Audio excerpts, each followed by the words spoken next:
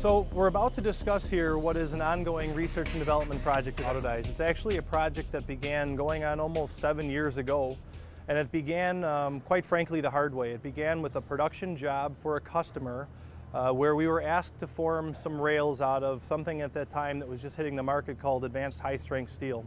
It was a project that didn't go as well as it could have for the company, to say the least, and they had the foresight at that point in time to decide to make some investments in understanding. Rather than, as most of our competitors have done, which is to avoid dealing with these types of materials, they decided to embrace it and understand it. And therefore, 7 years ago, what you're looking at here to my left is a tool that was developed strictly for the study of advanced high-strength materials. It looks big and complicated, and for a large extent it is, but what you're essentially looking at here is a modular hydraulic cushion. It's a cushion that's developed to go into any one of the many presses that we have here.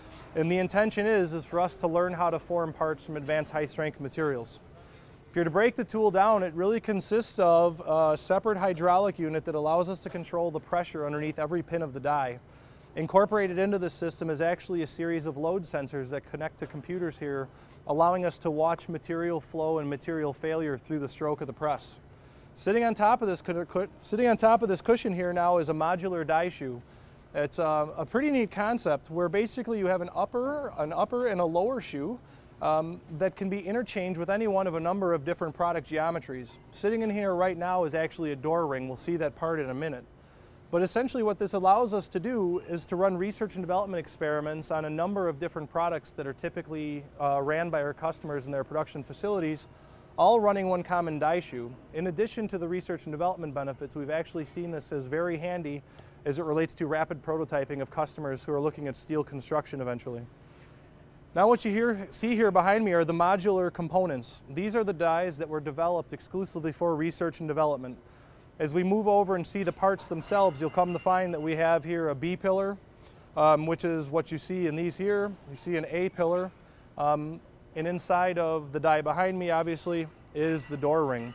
But any one of these cavities, posts, and binders can be assembled into these modular die shoes, just like you see here. So today, we're just coming down with having run a round of experiments on our B pillar again.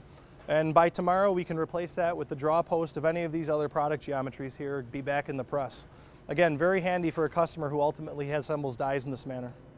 But if we come down here, I can show you the history of the experiment. As many other companies have seen with these types of materials, especially the advanced high-strength alloys, they have a tendency to want to return to their flat shape. So right here, what you're looking at are some very bad examples of springback and sidewall curl. And what we've learned here how to do, as you saw in that last die, which actually gave a little bit of our secret away, we don't actually try to anticipate the product's tendency to want to spring back. While as most companies, including some OEMs still today, they focus a lot of their efforts here on trying to overcompensate for that spring back, so when the part naturally relaxes, it relaxes back to a straight shape. But what we've actually learned how to do here is we look at now a successful experiment on this side, is we've actually learned how to try to eliminate the part's tendency or the material's tendency to spring back. Rather than trying to just compensate for it out of the gate, we'd rather take away its tendency to want to return to flat, and then with that little bit of residual spring back that we do see, that's when we'll start to look at some kind of compensation feature. But otherwise, the intention of all these experiments has been to learn how to form the material and take away its tendency to want to do that. And that's really what's at the heart of everything you then see across these tables. These A pillars right here that are sitting here as DP 600 parts, this was a part that was cut, and it was only cut one time. It's drawn on bottom with no twist, no spring back, no curl.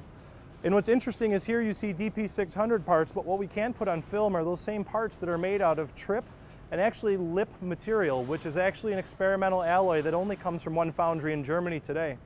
So with that being said, you can see the rest of the work in process, but it's all based on the same theory.